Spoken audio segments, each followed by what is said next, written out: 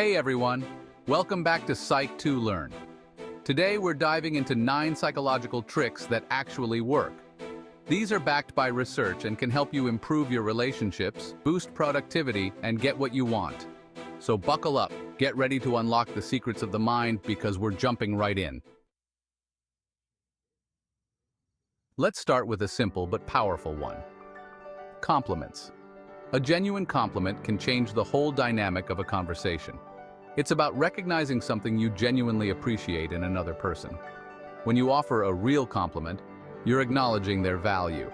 It creates a positive feedback loop, making both parties feel good. A little bit of kindness can go a long way. Now, this next one is a classic persuasion technique, the foot in the door. It's a method that has been used for decades in various fields, from sales to psychology and even in everyday interactions. The idea is simple. Ask someone for a small favor first, setting the stage for a bigger ask later. This small favor acts as a stepping stone, making the person more likely to agree to a larger request down the line. For example, if you need help with a big project, start by asking for feedback on an early draft. This initial request is easy to fulfill and doesn't require much effort, making it hard to refuse. Once they've said yes to the small request, they're more likely to agree to a larger one. This is because they've already invested some time and effort, creating a sense of commitment. This technique works because people like to be consistent with their previous actions. When they agree to the small favor, they start to see themselves as helpful and cooperative. It's not about manipulation, it's about breaking down a larger request into smaller, more manageable steps.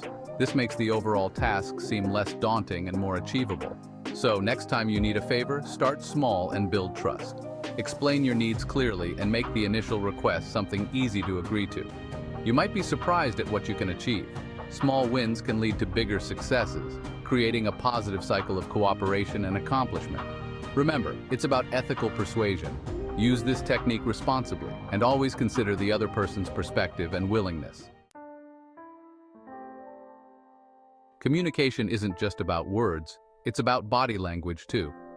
One powerful way to build rapport is through mirroring. Subtly reflect their body language to create a sense of connection. When you're in sync, it naturally builds rapport. Studies show mirroring increases feelings of empathy and liking. So next time you're in a conversation, pay attention to their body language. Subtly mirror their movements to create a deeper connection.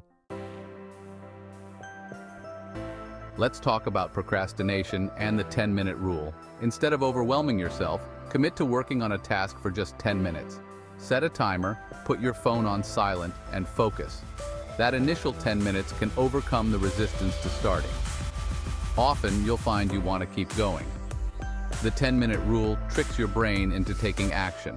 So, next time you're stuck, remember the 10-minute rule. You might be surprised at how much you can accomplish. The power of silence.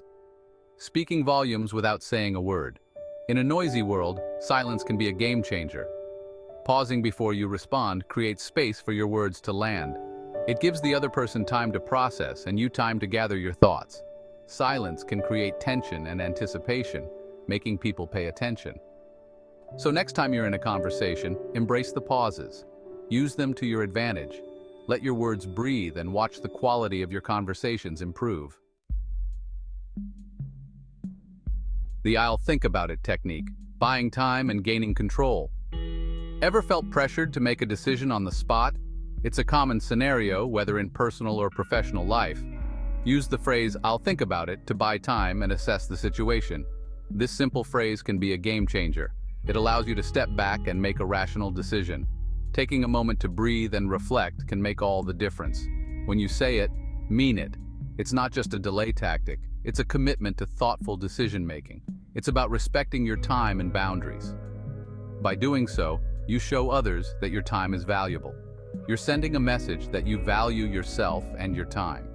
This can boost your confidence and self-esteem. So, next time you're feeling pressured, remember this technique. It's a tool for self-care and empowerment. It's a powerful way to regain control and make decisions that are right for you. Embrace it, and you'll find yourself navigating tough situations with greater ease and confidence. The scarcity principle, why we want what we can't have. Our brains place higher value on things that are scarce. This is because scarcity signals that an item is rare or unique, making it more desirable. Marketers use this to create urgency and make us act. They design campaigns that highlight limited availability to trigger our fear of missing out. Limited time offers and exclusive deals tap into our desire for scarcity. These tactics make us feel that we must act quickly or lose out on something valuable. When something is scarce, we value it more and take action to get it. This can lead to competitive behaviors, like bidding at auctions or rushing to grab the last item on a shelf. Scarcity can be a powerful motivator, but be aware of how it influences decisions. It's important to pause and consider whether the urgency is real or artificially created. Don't let the fear of missing out lead to regretful decisions. Reflect on whether you truly need the item or if you're being swayed by the scarcity tactic. Understand the scarcity principle and use it wisely. Educate yourself on how marketers use scarcity to influence your choices. Make informed choices, not impulsive ones. Take your time to evaluate the true value and necessity of what you're considering.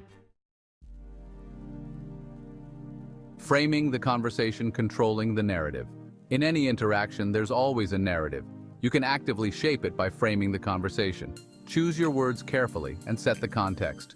For example, in a salary negotiation, focus on the value you bring. Highlight your skills and contributions.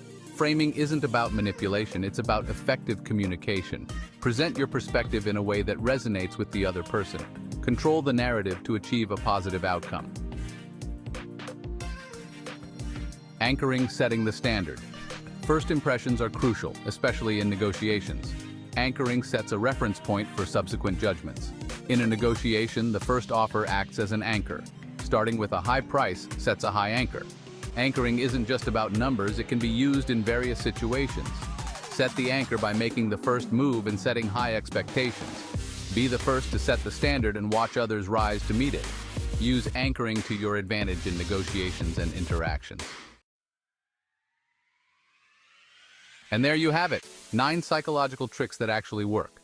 These are tools to navigate your world more effectively and achieve your goals. It's about understanding human psychology and using it responsibly. Which one are you going to try first? Let me know in the comments below. If you enjoyed this video, don't forget to like, subscribe, and hit that notification bell. Thanks for watching and see you next time.